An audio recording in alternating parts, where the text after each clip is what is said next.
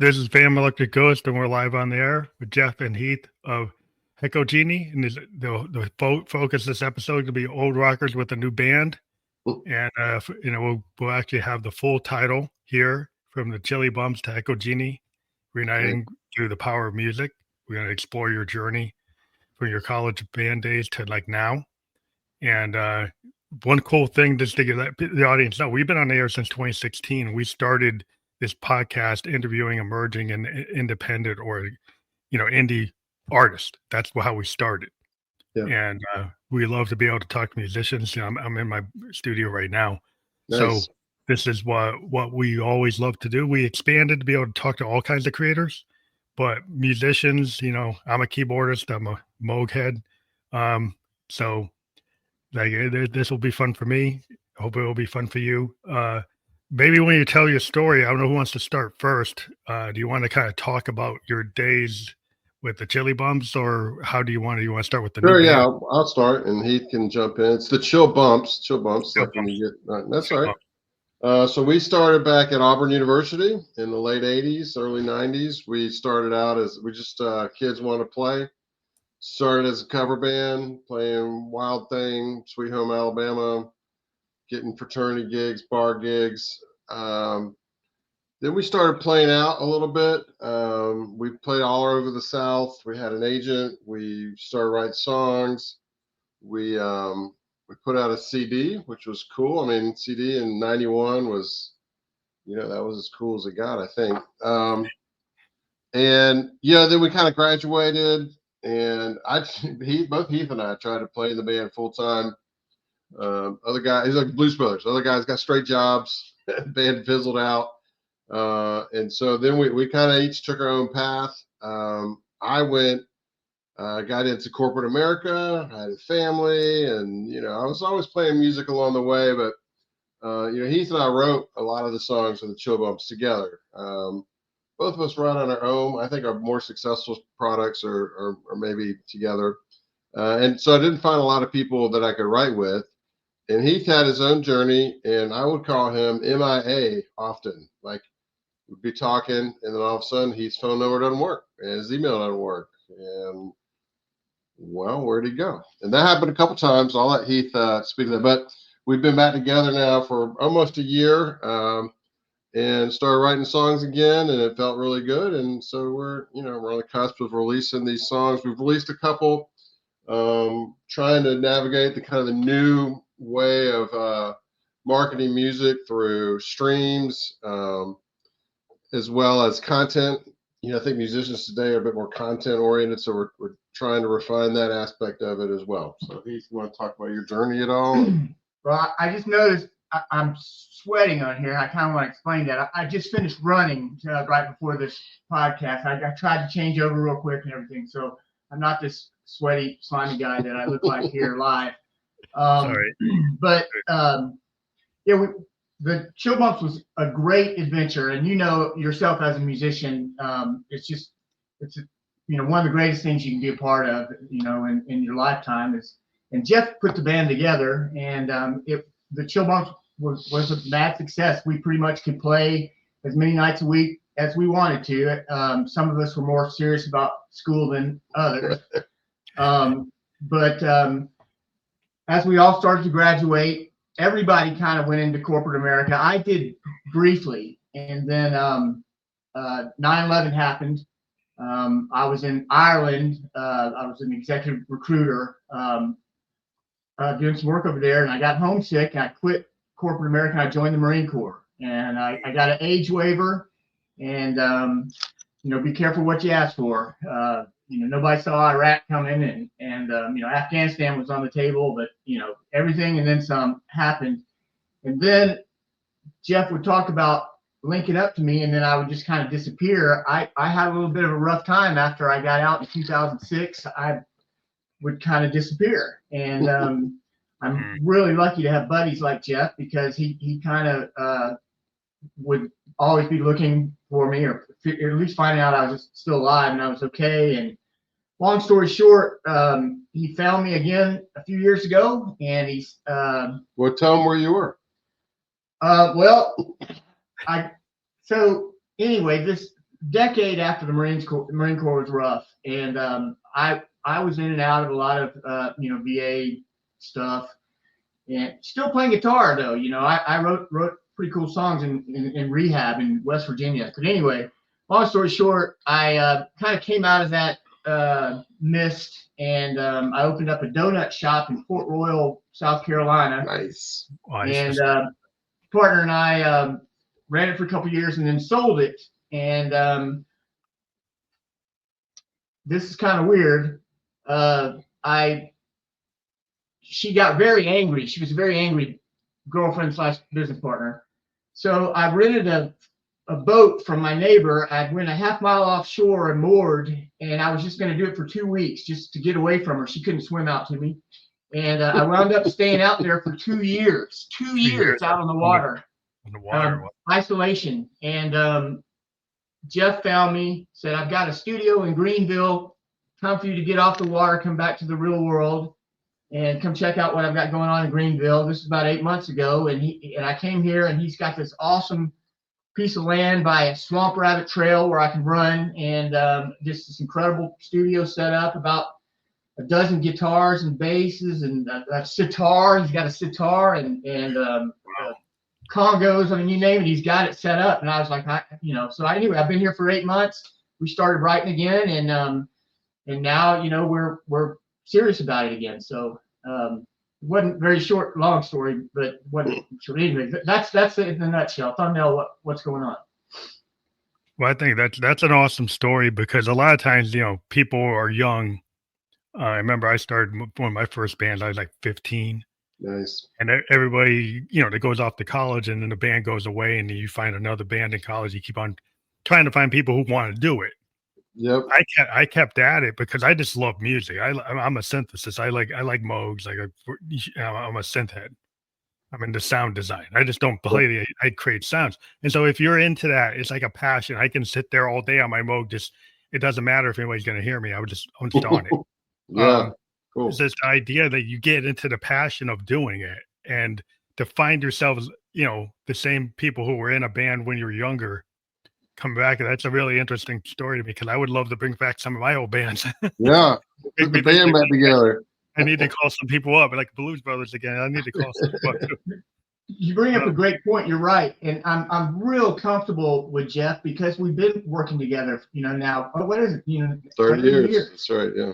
And I used to be afraid of crowds in the Chillbumps, and we got to where we would play some pretty decent crowds, and I'd always set up next to Jeff. Was always kind of my security deposit or security blanket. But yeah, I hear you. We're really fortunate to have this connection still. That's awesome to kind of have that drive, still be able to write songs. Yeah. A lot of people, they don't give themselves the permission. They get burned out in the industry, because the industry's hard. The way things have happened today. Like streaming, it's a whole new world, but it's not what it was, right? Yeah. And everybody's got to, you make more money selling your T-shirt. Yeah. You do selling your record. I thought guys like musicians are really just incredibly complex T-shirt salesmen. Yeah.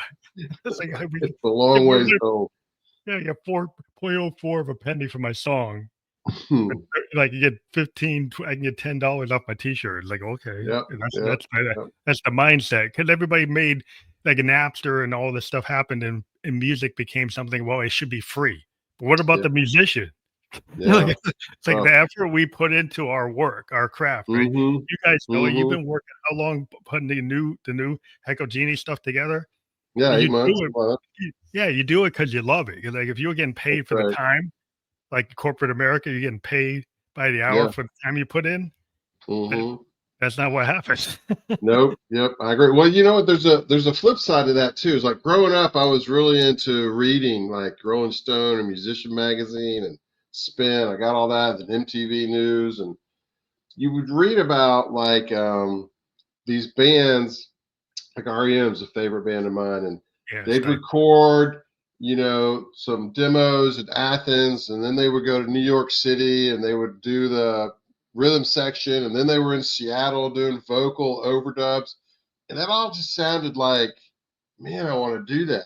But those are big bands with unlimited budgets. But now you don't need, we have the time. and I got a MacBook and a decent mic, and we've recorded at a lake house in Alabama. I've mixed on a plane before, and we record out at the studio or here in a kind of a vocal booth. So like all of a sudden we have unlimited time to record. It's really weird. It's like we are Led Zeppelin from '69 with unlimited money and unlimited time to work on the next song. It's crazy. As many takes as you want. There's no tape spinning. There's no you don't have to cost, pay for the really. tape running out. Yeah, you get on the reel running out, and then your session's done. That's right. It. Yeah. When we recorded our CD for the Chillbumps, it took a year's worth of money, right? Save up. We're saving up, saying we can't buy beer tonight. We can't go out to eat. We're going to save up, and go into the studio. It was all over in like a week, and then we came back a week later to do mixing. So it's a really different experience in today's day and age. Exoset Studios, Atlanta, Georgia. Yep. Jeff went back to try to find our masters. We had it we mastered in Nashville or whatever. Mm-hmm. Went back to try to get the originals, and the studio had burned down. Oh man! Not like the digital age anymore. That stuff's gone. Yep. So they didn't have it somewhere else in a warehouse somewhere. Well, it was weird. They convinced us they knew how to store it better than we did, because they had all this, fire protection and da da da da. And I'm like, I don't know. I should have just taken it. So I have cassette tapes from recordings on the board, from 50 shows. Like I kept all that. Should have kept the tapes. But though with AI, you can go back. We did this with one song. You can go back and pull separate all the tracks, right? And load it into Logic, and just the same. So it's crazy. There's a lot of tools. Cool. I have some Akai tools that do that. They can actually pull. Yeah. Well, the new Logic's supposed to do it too. I don't have a new enough machine. I haven't played with it, but I used an app called La La La. Have you ever heard of that app? Yeah. There's a lot of cool stuff out there. I haven't tried that because I've been using the Akai ability to pull the stems. It's crazy. Out. Yeah, but what I love about the tech today is like you said, you have unlimited, recording time. Like I have my bedroom studio. I've got my Moogs and my Rolands and all my gear sitting behind me. I can just go in and do whenever I want.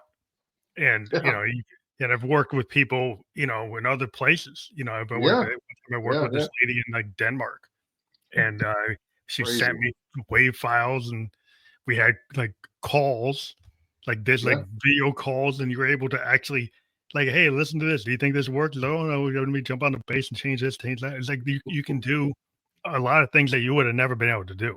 Yeah, for sure. So it's just fun to just have ownership. But then it's like, the problem is, the streaming world is just, you can get it out there, but then you got to figure out the SEO, you got to figure out the marketing, you got to do all this extra work. And, so are you guys like thinking of playing live or just working on a record? Like there's a decent little scene here in Greenville. We'll play live. Our steps probably are focusing on the writing, then recording, and then I think the next step is really content and marketing, and then I think it's probably more live. I think that's probably our steps. We've got a theory. There's a formula to the new way of putting music out. And it's a combination of a lot of things, and playing live is a key part of it.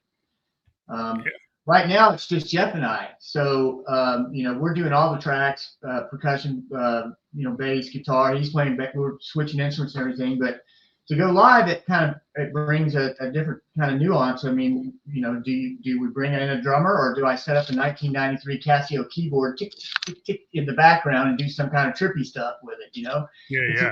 So playing live is definitely part of that formula. Yeah, that's one thing, because I've always been like a solo act, and I figured out through a lot of like, I'm an analog head, and I use a lot of like CV, Euro racks, running drum, like analog drum machines, and running triggers and running sequencers and multiple sequencers and pedal boards. That you can kick stuff off. So you can actually build stuff and build randomization into it, build abilities to like have foot pedals be able to repeat sections or change sections or do stuff. So you can end up being like a 1 person or a 2 person, 3 person without the drum. Boss loop pedal, which is a little bit simpler than what you're talking about, but we're going to break it out today and mess with the loop a little bit. Yeah, there's a lot of power with a lot of the tools that are out there now that allow you to like potentially, you see these bands go out and they basically have a DJ and there's no Right. band. Yeah. Almost lip syncing. Let's say I don't go for that because I like to play. I want to play like I'm a Keith Emerson's like a hero of mine. Looking at the big Model 55s and 33s he used to have with Emerson, Lake Palmer and Rick Wakeman and all those. That's I'm a child of the 70s, so I'm looking at all those keyboard guys and I'm like, yeah, that's it. That's where my head's at. But you guys are more like it's just your style of music. How would you describe what Hecojeni is now compared to Chillbumps? What's the Sure, vibe? yeah. I mean, I think it's evolved a little bit. It's a little more poppy, I think, but then I think it's a little more varied. Like Chillbumps ended up, most of the songs, sounded like 5 guys playing rock and roll and bass, drums, guitar. I think it's a little more stretched as far as genre pushing. We have a couple songs that are veer into rap, right? I'm a rap head from the 80s. We have one song veers into kind of American standards, lounge singery kind of thing. And then, I love The Cure. I think they do a lot of layering, talking about keyboards, like, you think I can't put another keyboard track? All right, here's keyboard track number 12. They just continue to layer tracks on there that sound cool and not overdone, but pretty sparse, but still, interesting. So I think some of our songs sound a little Cure-ish, a little REM-ish. Well, so we're finding our way. We have a varied music background. It's that's how I think of it. It's different than the Chillbumps. It's a little more varied, I think. More eclectic, more expansive. Yeah, I think so. We don't limit the music to any, category. It all kind of just creates itself, and it's nothing like I'm a metal grunge head. I love just some hard guitar, and none of our music so far is coming out like that, but it's got a life of its own, and I love it. I try to write something that you would sing in the shower, something that's got a catch to it that you would remember. And Jeff comes up with all these weird minor 7th to the nth chords, and I don't know how he does it. He just picks them up, and nothing's traditional like 4/4. Everything's a little bit untraditional, and then we just kind of make it fit, which I find really interesting and new. I don't want to get stuck into a category with all the new music that's coming out today. A lot of it seems soulless. Yeah, so, that's why I kind of argue. I mean, the technology is cool, but the problem I think with the DAW, like the digital audio workstation, it's cool, but some people, the way they use it, they don't imagine, like when you think about Sgt. Pepper's, you think about, like, I saw some documentary, and they were talking about how, the George Martin had been working with Peter Sellers on these comedy albums, and when they had these comedy albums, they had multi-tracks, and they had backward tape loops, and had all these special effects, and the Beatles actually liked those records too. And they started saying, well, what if we don't just sound like we're in Hamburg? What if we actually use the studio to take some of these effects that like Peter's using and use it with a band? Use these techniques with a band and be more like it's a sound painting. He actually talked about it being a painting of sound. And my whole idea is like, don't just use it to try to be perfect.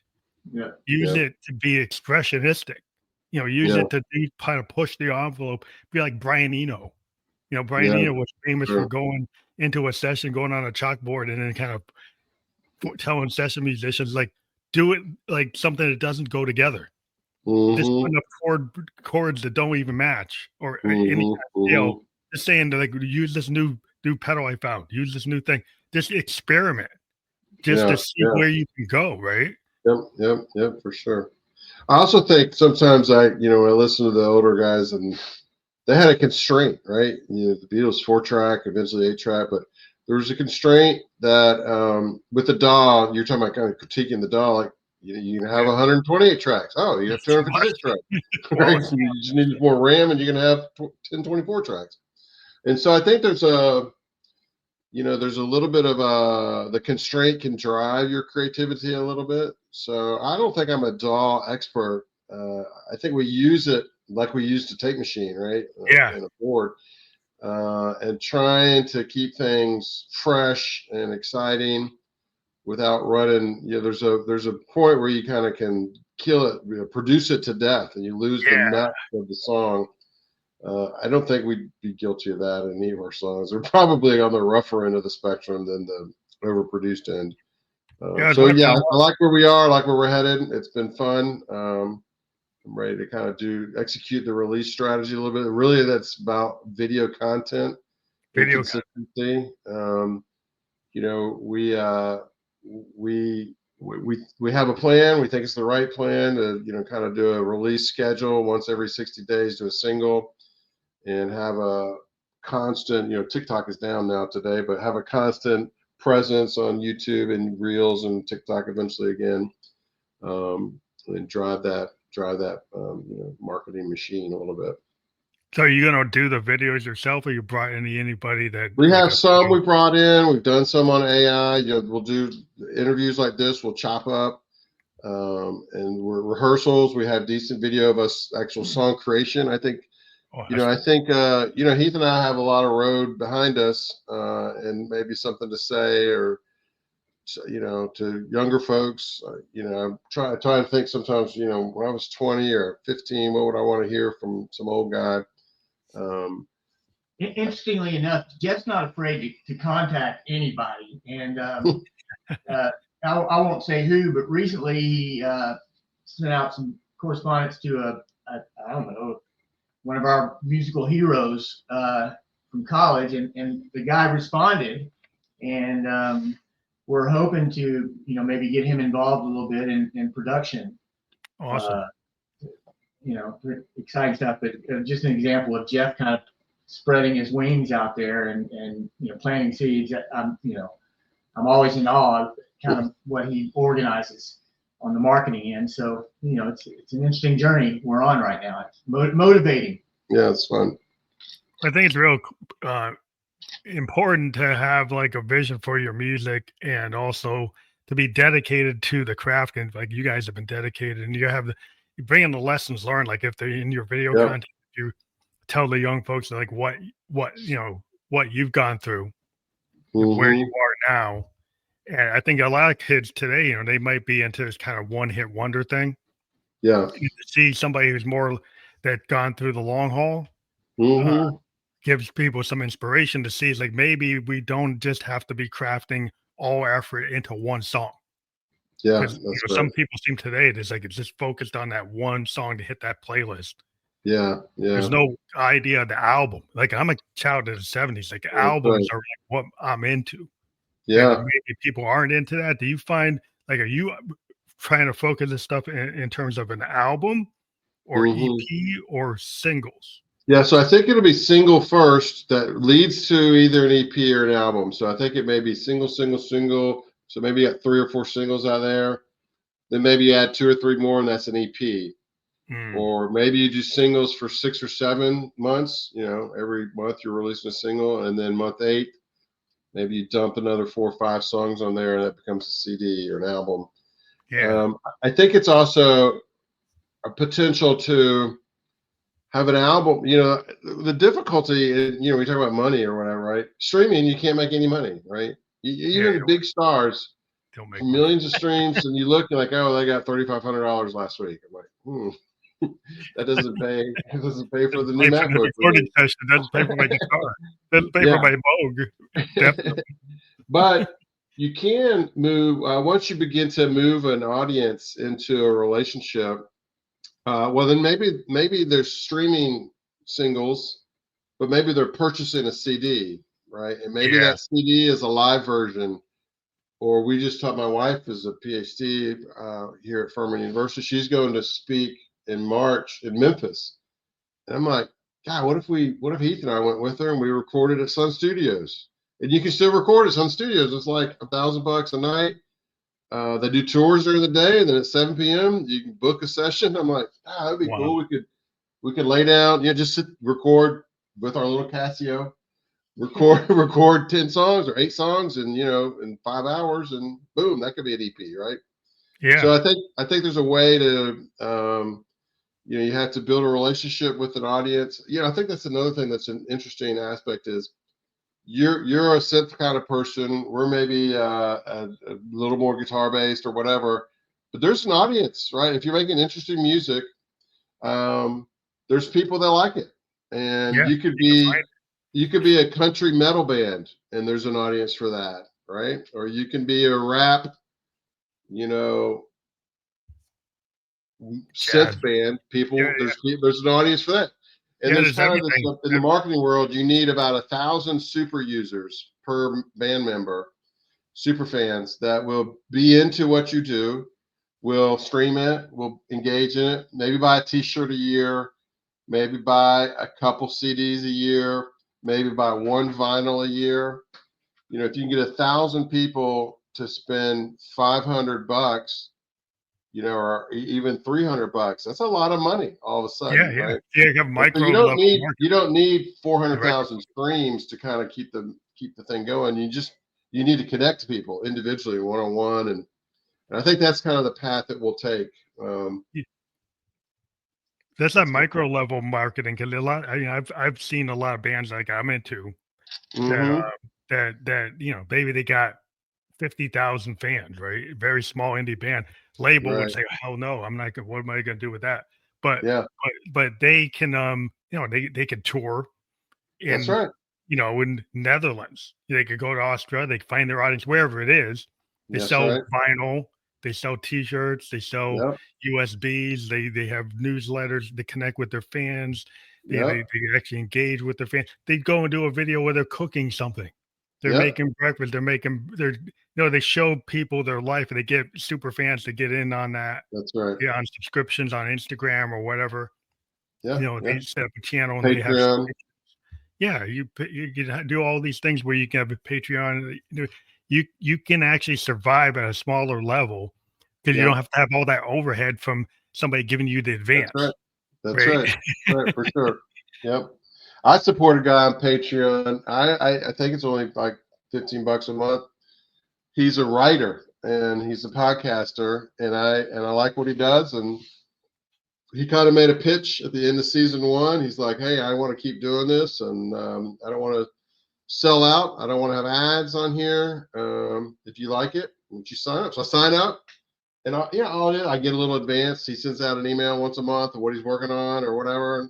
And in fact, he wrote a book. I bought that book for my brother-in-law. It's I feel like I'm a super fan for that guy. There you go. And I'll never meet him probably, and whatever. It's still cool. I feel like I'm tied into his life a little bit, and so that's a bit of a model that we'll probably explore. But as an artist, like you always you appreciate other people, like they're your influences that get you into what you're doing. You mentioned REM, and one of the things I was going to ask about is the inspiration behind like some of your songs. And one thing that like Catch Me When I Fall or Fine Red Wine, can you talk about maybe inspiration for those two? Yeah, Heath wrote both of those out of the gate. Why don't you talk about Catch Me When I Fall? Although it's a little unfair because we recorded Catch Me When I Fall, and then I mixed it all up. Very imperfect, raw. We're actually going to do some re-recording on that today, I think, aren't we? Yep. Catch Me When I Fall, I wrote in a VA rehab in West Virginia and just sat on it for years. And then Jeff showed up in Port Royal with this portable recording studio, which is really interesting. It's another story for another time. And we just laid it down. But it's very much a work in progress. But that's the difference kind of between the songs I write and the songs Jeff kind of writes. Mine are really, to me, that's kind of a cookie cutter 4/4 verse chorus traditional type of song. But anyway, we're gonna refine it and work on it a little bit more. I kind of hate that Jeff put it out there a little bit, but what I think is awesome. Jeff will put anything out. And if it were up to me, I'd never put anything out. So it's a good marriage because stuff lines up, getting out. Fans, I'm never ready. Well, fans sometimes I really appreciate, like, I find sometimes like artists are the best judge of their own work because That's true. sometimes you can do something it's like it's so raw, you don't think it's ready, you don't think it's right, but then your fans get a hold of it and they're like, "That's the one." I That's actually the was talking one. to That's right. a recording engineer that recorded like "Tangled Up in Blue" for Mm-hmm. Dylan, right? And the version Yep. that didn't go out, the one that ended up on the bootleg series, Right. has him like his buttons are hitting the mic, Mm-hmm. on his jacket. But the version of that song compared to the one that's on Blood on the Tracks, it's like it Mm-hmm. just feels to me as a fan, I think I like it better, even though the old one's Yeah. pretty up. Yeah. The Yeah. raw Yeah. nature of that one and the lyrics are a little different and the delivery is different. Mm-hmm. Some He's nuances, working to see it sometimes it more doesn't. legitimate. Yeah, Mm-hmm. it feels raw, it feels like authentic. And I'm like, wow, I like it better. I don't like all the overdubs on the real one. So Yep. sometimes like that, your fans give them a shot, like throw it at the wall because they might actually like it. That's right. That's right. I was listening to a podcast about Bruce Springsteen. He's very similar to Metallica. He would record the demos at home and then bring it to the E Street Band, and he'd be like, if you guys can't beat the demo, we're releasing the demo." Right? And so that's like a challenge to the band, and you can hear on one of his recordings, he goes, "We're beating the demo," Beating like the he's demo. into it. We're on to something. We got it. We're in the groove. Kind of like Nebraska is on a Tascam or a Fostex, That's right. and they Yeah. actually kept it on that. Yep. And there was Yep. something about that I really appreciate. I don't know, it's like back in the day, I was listening to like the Replacements and Who's to Do Mm-hmm. and IRS REM, and I like the fact that like there was lo-fi. That's Like right. sometimes it wasn't what when those bands jumped onto big labels. Mm-hmm. Like the stuff that was on the small labels, like SST or the smaller labels they Mm-hmm. were on. I was like, I like Bob Mould when he was on SST. Yeah, yeah, that's right. You You get know, into the big studio with professional musicians and a click track, everything gets a little more sterile, I think. it was like you said, the limitations. Like Mm-hmm. if you're playing something that's limited, like a Moog, like a mini Moog is Mm-hmm. only can do one note at a time Yeah, versus like a Prophet 5, it's polyphonic. yeah, Now, yeah, the yeah. mini Moog has limitations, and you might have to overdub it like Stevie Wonder to get it to do a chord. Mm-hmm. He would Mm-hmm. overdub it 3 times to get to Really? the chord. To get a Yeah, chord. That's yeah, to cool. go a chord out of it. But the way he did that, it sounds different than if you played a Prophet That's right. or played That's a right. DX7 or something. It's like Yeah. it sometimes the limitation causes you to play something differently in a way you would have never done it. Yeah.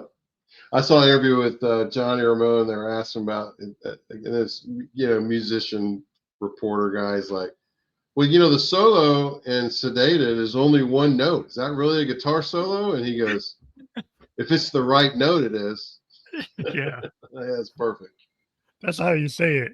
That's how it's like one time Lou Reed was recording something for his first solo album.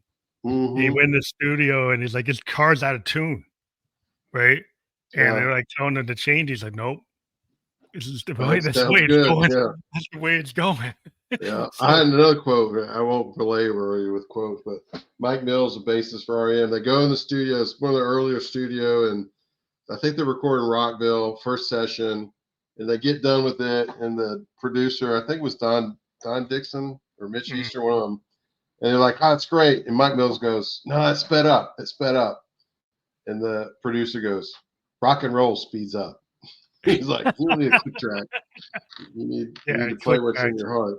Yeah, well, yeah, the problem is the tools can become oppressive Yep, to me. yep, It's like, 'cause if you get to the sound, it's very sterile, perfect. I yep, love the happy accident. yeah, I kind of like the ramshackle nature of like a band like Crazy Horse on yeah. Tonight's Tonight or Time Fades Away. Like Mm-hmm, mm-hmm. listening to that ramshackle, like because Neil can actually go back to Buffalo, Springfield, and Crosby, Stills, Nash and Young. He can do it perfect Mm-hmm. when he wants to do it, Mm-hmm. but I like it when he goes imperfect. Yeah. There's something about it, It's that a bit feels like modern art. Like if you've seen Picasso, he went through periods where he was doing very realistic stuff. And I think you have to get good and then you can go into something a little more abstract. Like I saw an interview with the guys from Steely Dan on Asia, that record. Oh yeah, that was And he's like, we had to do it, and they get kind of knocked as being they're perfectionists, yeah, total but perfection. he said, we did it so often, we got beyond perfect. We got to perfect, and then we kept going, and it actually became a little looser and a little more, you're like the great jazz bands that can be off, Fusion, yeah. a half a step or really in like a 16th of a step, but then on the next one, they're all back in time. And, I think you're right. And the replacements, just like that, right? The replacements are kind of pockets ramshackle. kind of shifting. The Stones are like that a little bit too. Yeah. There's something about that kind of like a punk aesthetic. That's right. Like, Yeah. even if you don't play punk, but Yeah. the punk aesthetic is that you got that Joe Strummer, Joy Division, Clash, Joey Ramone attitude. You go in and you just like, it's because of the heart. Like, you come in here and you're really like Grant Hart from Who's to Do. He's just got that heart behind the drum kit. It's like this wailing, singing, and it's like what is he doing? It's like, well, because he feels it. Yeah. Like, when you feel it, then the audience knows that you're authentic. Like, you really feel it. Yep. Totally agree. So in terms of like you're talking about the video and your experience with the video, and that seems to be so critical today. But I also want to know about like song length, like compared to what you did in the Chillbumps in the song length today. Do you feel like you have to have a certain length and time of a song based on the way? This is an interesting topic. Yes. Go ahead, Heath. Well, we have completely different philosophies on this.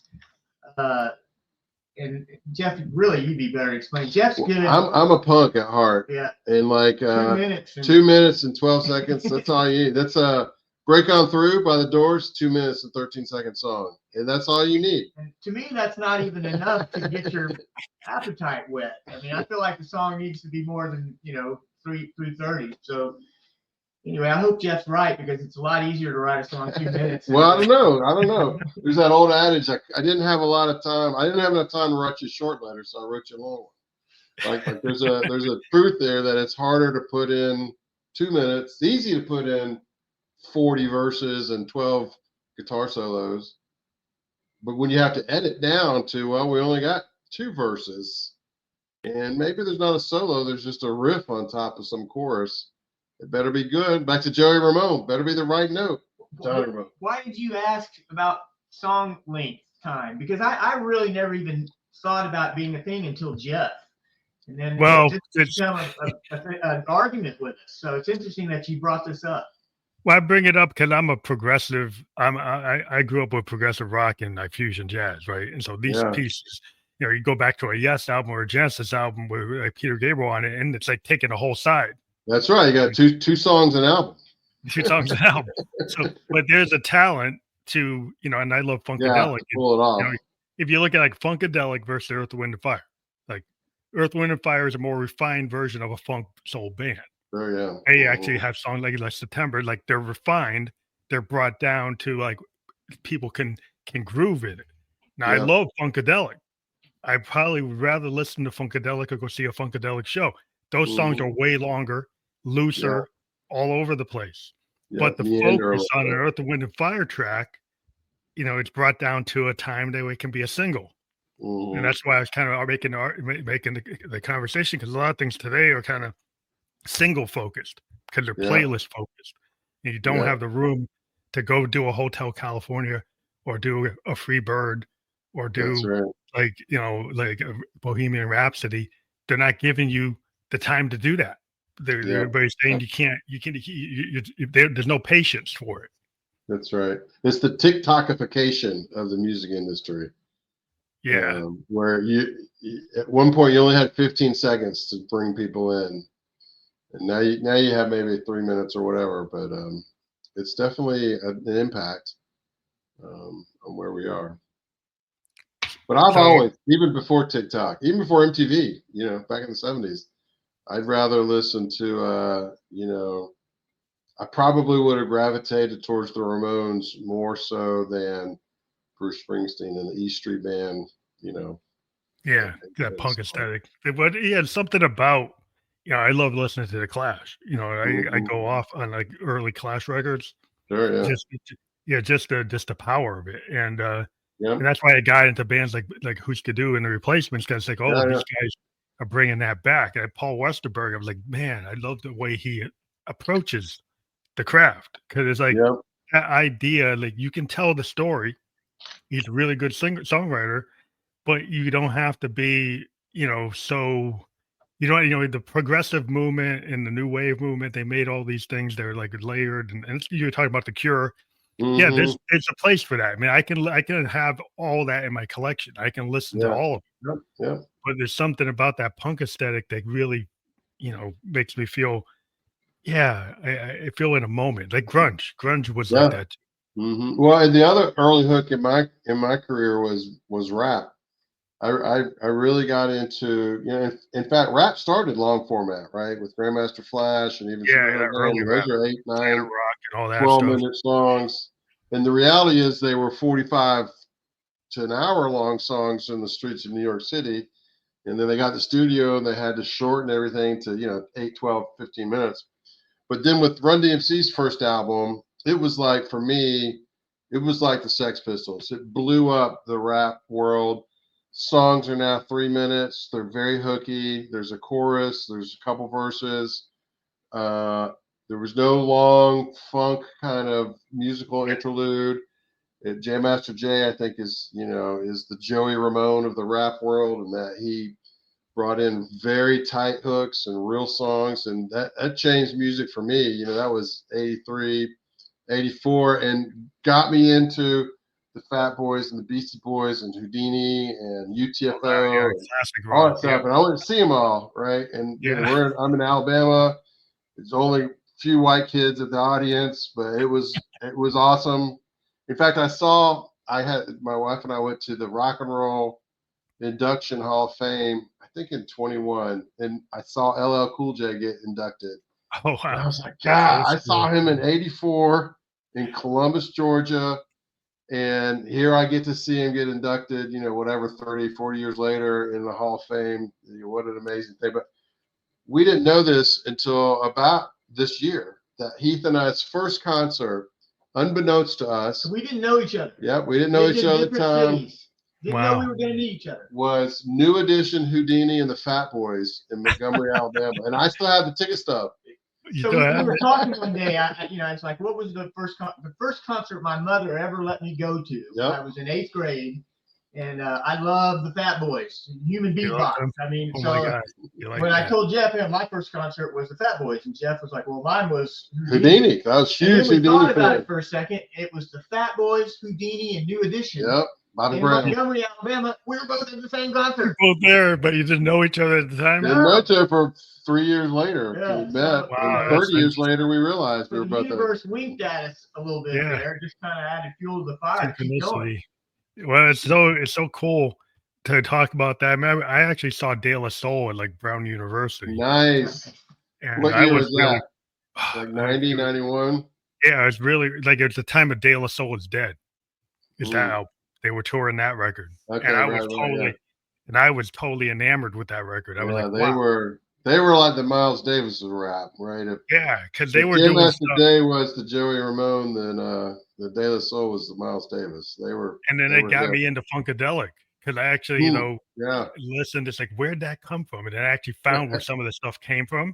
And I said, wow, it's like I like the way the editing and the looping and the ability to take samples and make it like a newfound sound. Yeah, it's really, really amazing. It's hard to do.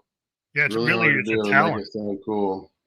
But it's like DJs are really good at finding hooks. And some DJs have become producers because they know how to find hooks.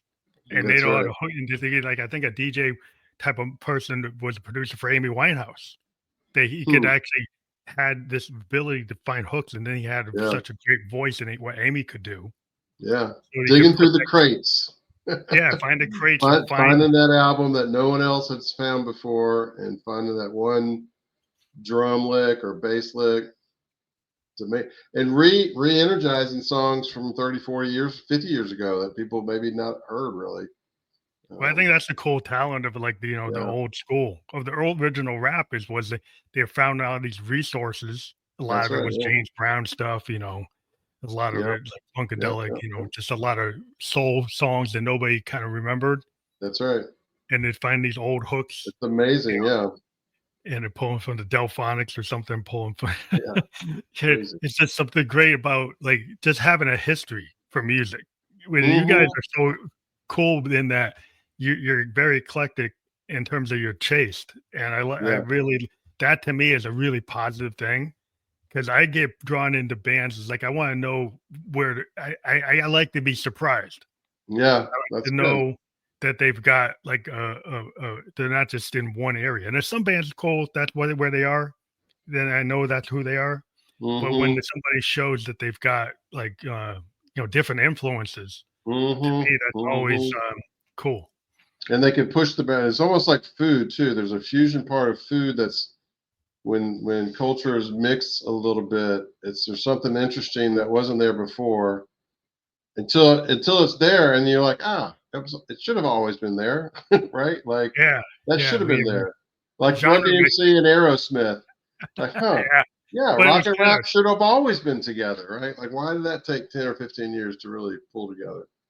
yeah. It's just the idea like Hendrixian blues is this and cosmic psychedelic. Like you Mm-hmm. have this like Mm-hmm. blues, like it's like so you got Stevie Ray Vaughan does Voodoo Child, and then the Right. original is like Hendrix's, right? Both of them live in this. I love both of them because Right. Right. Stevie Ray Vaughan had this Texas blues version of it. It's Mm-hmm. like Mm-hmm. really it's coming from from the King, from Albert King. It's like an Albert Mm-hmm. King version of it versus like Yeah. where Hendrix is in this cosmic thing. It's like, what the hell? Yeah. How did you come up with that? And it's like, but both of them can live together. But it's cool Yeah. when you can think about like you can go different ways with the same song. Public Enemy and Anthrax, Channel Zero. Yeah. Well, the Bomb Squad's unbelievable. The Yeah. idea of like taking noise and tape loops and all kinds of Mm-hmm. like the layers that they were able to come up with. That Yeah. was super impressive to me. I Yeah. just got one of my first samplers just because I heard that album, Yeah. Nation of Millions. I was like, Great place, Nation of Millions. what can you do with this thing? I saw them open up for Run DMC Oh yeah, they're back in '87, maybe '86. That was pretty awesome. Bomb Squad. I just like the people. That's really awesome production work, Yep. and then Yep. the lyrics and stuff and the vocal delivery. Yeah. It's just cool to see how you can merge things because they Yeah. had like a punk aesthetic. It's rock. Oh It's yeah, for jazz. sure. They were like genre bending, like you're saying. They take from everywhere. Yep.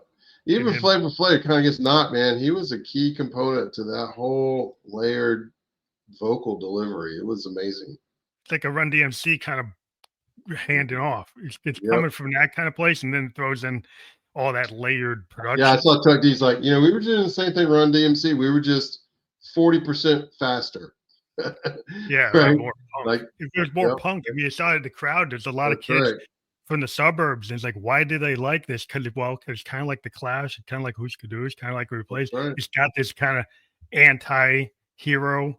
That's right. And I think if I could just describe one word that would be our aesthetic goal would be authentic. And that everybody we've talked about today, from the Doors to Stevie Ray Vaughan to Chuck D, those guys are all authentic in their prime. And I think that's really, that's what we aspire to, I think. It's like who we are, what do we have to say? We're not trying to make music to make music. We're trying to make music that we like. That's the end of the day. I think that's the best thing to do because when you do this, you go into the comparison trap. Yeah. Like if there's already somebody out there doing this, right? Yeah. Well, why you want to make another copy? Why you make another copy? I mean, you're going to be like, here's the Beatles, here's the Monkees. Like, well, I'm probably going to listen to Sgt. Pepper's. I'm sorry. Yeah. Well, the Monkees wrote some catchy tunes. They did. They're cool, but they're a different band. But then you have people that just want to be Fab Four, and this that's right. clone. Like Oasis. That's the one to name. Yeah. It's like you just want to be them, but you're not John. Yeah. You're not Paul. Yeah. You know, it's like you can't do it. Like, well, maybe you think you can. Maybe you sold it that way. But yeah. Well, I just think you're better trying to be an authentic version of yourself. I mean, that's the life lesson, and not just in music, but as a worker, as a parent, as a friend. You know, there's a adherence to who you are and what your role in the universe is. And I think as we're growing towards that, we're more helpful to others the closer we can become to our true authentic self, I think. what are your fans like in terms of your feedback? Do you get feedback loops? Like, you know, I talk to authors and they have these beta readers. Do you Yeah, get it's been feedback? reasonably positive. We're always a little scared. I mean, Heath like he said, he's like, I don't think I'd release. It's not ready. It's Not ready. Not ready. I'm Not like, ready. I don't know. We should send it out. We should see. All in all, I think it's positive. There's about to be a more of an influx of the last 8 months.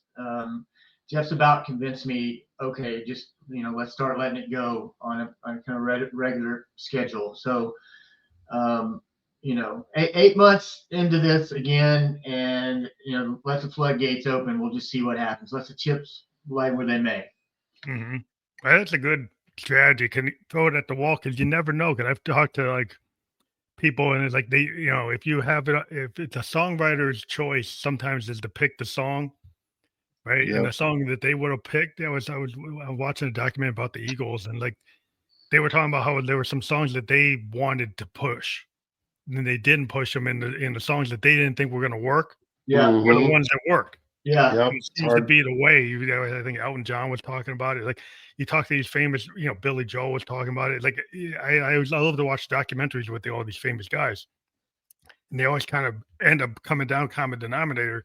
Sometimes they don't know which song Yep. is the It's right always good to song. get feedback from elsewhere. I mean, it's enlightening really to find out, you know, because it's exactly like what you said. If it were up to me, I find I pick the wrong ones, and the ones that I wouldn't pick, people like the most. So I'm just let Jeff, take it out there, and we'll see what happens.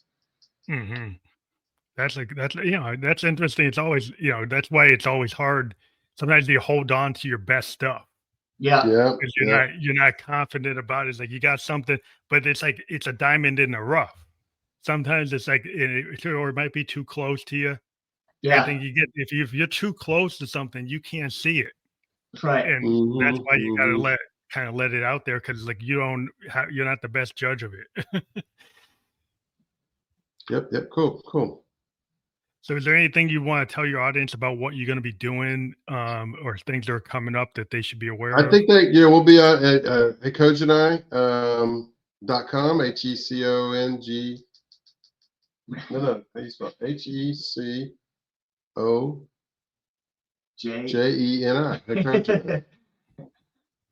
.com. So we got a website. We'll release everything through there first. People can reach out to us. It's easy to find us. We're here, and we'd love to have like an open dialogue. We had another podcast group we talked to that's really kind of musician forward or music nerd kind of people, and open it to like almost collab, right? Like you want to put a verse on here, you want to put a guitar solo on here, open source music. So we'll be open to that too. Include it in the music. That'd be cool. Never seen it done before. I think it's kind of a cool idea. That's a cool idea. Yeah. That's interesting. Yeah, I say I do have your SoundCloud here, and I do have your website there, and those will be fully clickable in the podcast description, because the way it works is like on the Facebook, the YouTube, and the Twitch channels we're on, and any channel that we put out, even on the Apple, iHeart, Amazon, Spotify, in that description, any link I put out there becomes clickable. Cool. That's great. Not clickable now, but in the actual description, when somebody goes to look at this again and play it again, that's where it will be. Great. And we do we're sad to see TikToks now out there, because we usually send a clip of the show to TikTok when it comes back up. We use in its place, like we've been using YouTube Shorts, we use Facebook Reels, we use Instagram Stories. If you're on Instagram, we will create a story and we will tag you with it. Yep. And we put the link to the landing page, so then people can see the story, get a clip of the podcast, maybe 15, 30 seconds, and then click on the link and get the full podcast. And that will be out there in the world shortly, sometime today. It will be fully published today. Well, it was a pleasure speaking with you. It's always good to talk to somebody that loves music. Yeah, it was great. Thank you. Well, you guys are awesome. You're working today, I heard. I know you're working on some music. I'll be working on some stuff later too. Awesome. All right, man. Sounds great. Hey, bye. Thanks so much. Thank you.